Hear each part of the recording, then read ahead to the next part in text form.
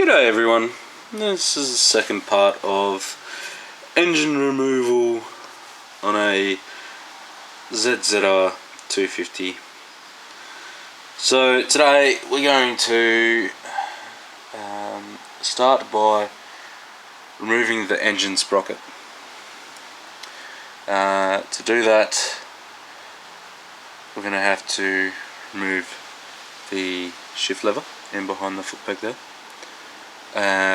Loosen the drive chain, so we have to loosen this rear axle off, and then have a play in behind the engine sprocket cover. So let's get started, shall we? So first things first, before you go removing the shift lever shaft and attachment, you want to mark where it is in relation to the shift shaft. That way when you put it back on, it'll be in the same place. So for me, it's pretty well perfectly lined up with that side of the gear pattern. So that's how we're going to know, should I say, where to put it back when we go to put it back. Alright, so crack this bolt. We've got to take this all the way out so that the shift lever can be removed. And then, doesn't matter, just pulling it away. Alright. Now, you will see in a second, my hands are filthy. And, so you see that little groove in the middle there? That's why we've got to take the bolt all the way out, because it sits in that groove, which stops the attachment from coming in and out on the shaft. Alright, next thing, remove the idle adjuster off the top of the sprocket cover. 2 hands are required. Then we undo these bolts. Now, take note, you have 2 different size bolts. Alright, short one goes up here, and your 2 longer ones go in those 2 holes there. Alright, easy. Now that we've got the bolts out, pull the cover off. And there we have it. Cover is removed. Now, once you're in behind, you easily see that the 2 long bolts go in there and the short bolt goes in there. Now, the next step is to undo these 2 bolts to remove that retaining clip. Now, you will notice that when I try to undo that, the sprocket turns. Easy way to get around it is to apply the rear brake. So I'll go around the other side, stick 1 foot on the brake lever, lean over the bike and undo the bolts.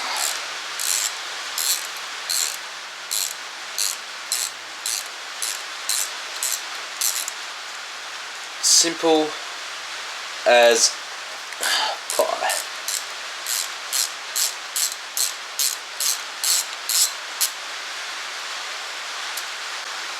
So now when you've got the bolts undone, you need to spin it just a little bit and pull it out. I'll get my hands out of the way so you can actually see what I'm doing. Yeah, you can see that fits in there nicely. again, same as the shift shaft, there is a little groove in this. So you see there's that little groove there that this clip sits in, so that stops the sprocket from coming out. Alright, so in order to get the front sprocket off of the motor, we need to loosen the chain.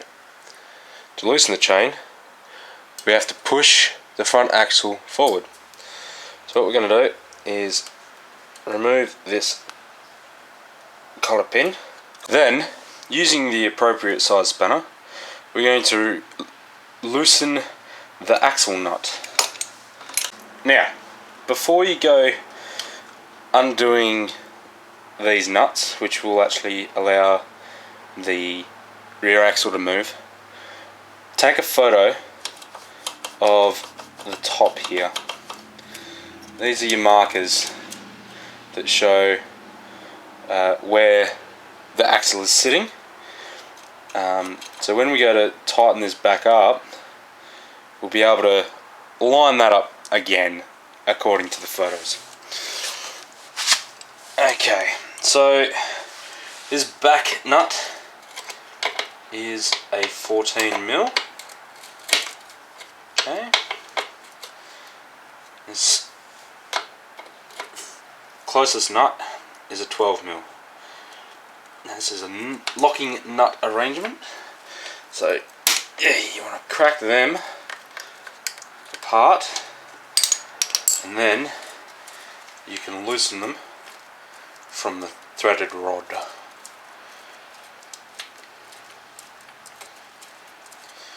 I'm going to loosen this all the way out to the end, just to give it lots of play.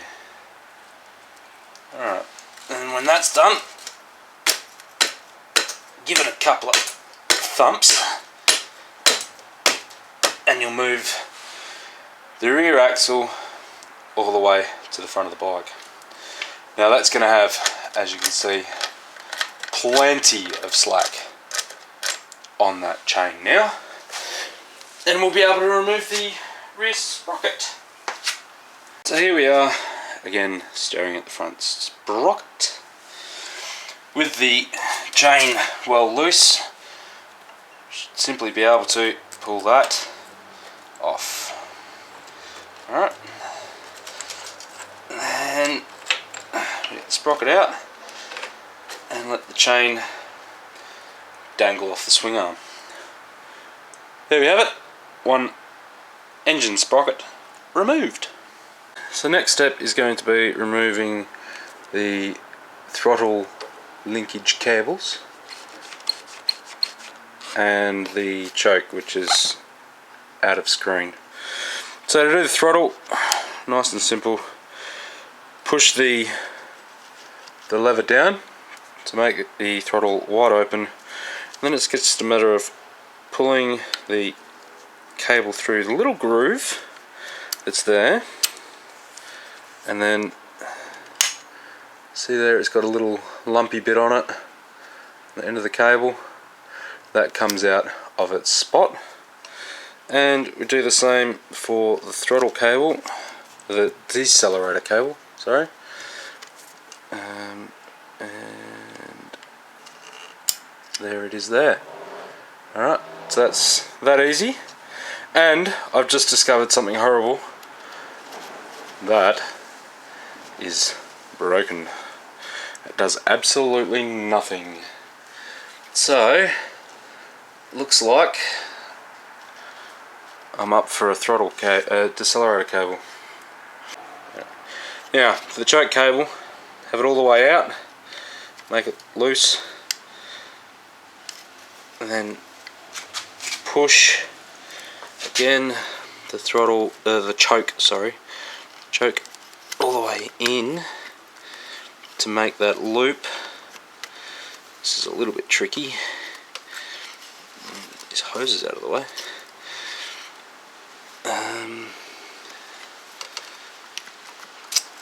come on. This doesn't want to play the game. It's making me look like a spastic. Okay. Now, push the choke, grab the cable, pull it out the hole, and again, there's your little knobby bit. And you want to pull it out of that bit so that it is not connected to the motor at all. Then we go back to the throttle. So in order to actually disconnect the cables from the carburetors, it'll loosen these adjusting bolts, or nuts should I say. I'll get my terminology right. And then push it down and out. There you go. We'll do the same for this one.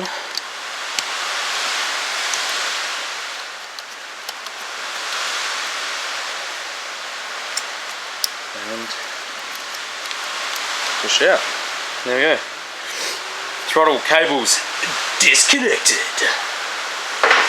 So we're also going to need to remove the clutch cable. To do that, loosen this bolt off. Nut. Loosen this nut off. Keep saying bolt. You guys need to correct me.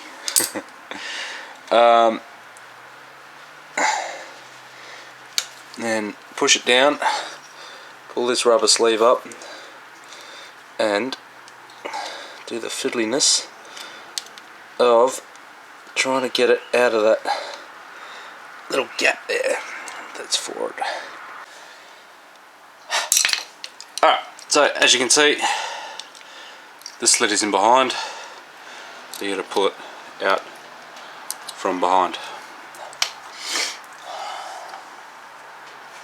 It's going to be a lot fucking easier putting that bitch back than it was taking it off. Just to let you guys know that. Okay, so next what we're going to do is disconnect all the electrical connectors going to the motor. I highly recommend that you write little tags on the electrical wires so that you know what they are. And then it's simply a matter of unplugging. Go nuts and unplug. Okay, so now that we've got all the electrical connectors unplugged, we're going to take off the exhaust manifold. Got 4 nuts to take off. This one, this one, this one, and this one. I've already loosened them, so I'm going to take that off and set that aside. Then we're going to go over the bike and double check that everything is disconnected from the motor. Now I have had a quick look and remembered that I need to disconnect this hose. Now I've taken the clamp off and I can't pull it up, so as the motor goes down it'll come out. That's my theory at least, and it should work. So yes, going over everything, double checking, and soon enough we will be disconnecting some bolts and dropping a motor out. Alright, wait for it, wait for it, wait for it. Alright, it's time to undo bolts. Now, underneath the motor I have a hydraulic jack which is going to support the weight while I undo the bolts. Very important, otherwise your motor is just going to fall on the ground. And then you're going to need to buy a new motor. Now, to get to the bottom bolt under here, I'm going to have to undo the bolts holding the side stand on. Tilt that down just a little bit. Alright, so yeah, now you can see the hydraulic stand and the bolts I'm going to undo to get the side stand off so that I can get to the bottom bolt.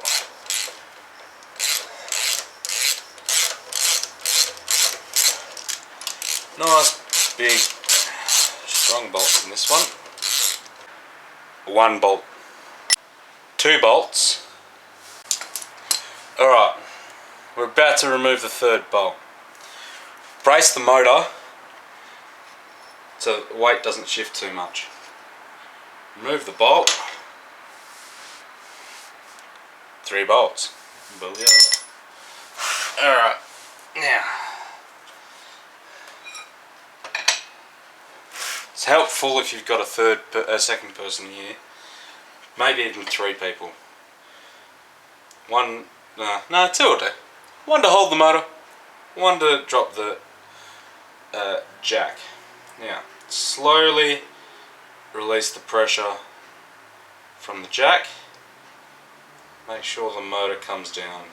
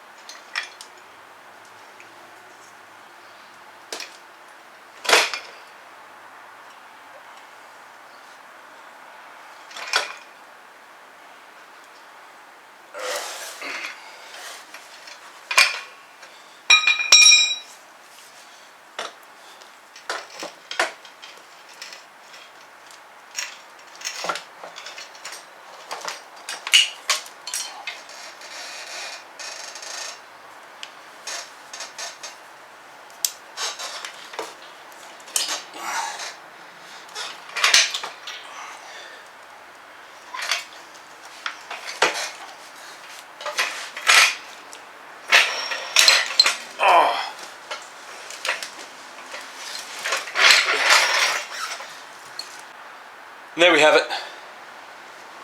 No motor.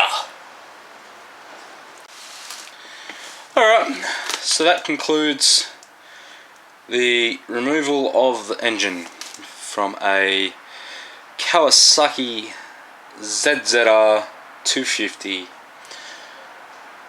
model year 1997, code EX250H series. Bit of a pain in the bum, but we got there eventually. Obviously this is a 2-part process, so it's quite extensive for time and is easier with a helper, but can be done on your own. I wouldn't suggest you try this if you're new to working on mechanical things. It is a more experienced job,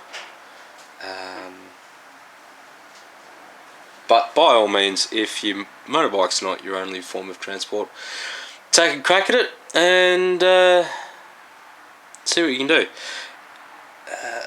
If you are going to do it, I recommend buying a workshop service manual for your bike.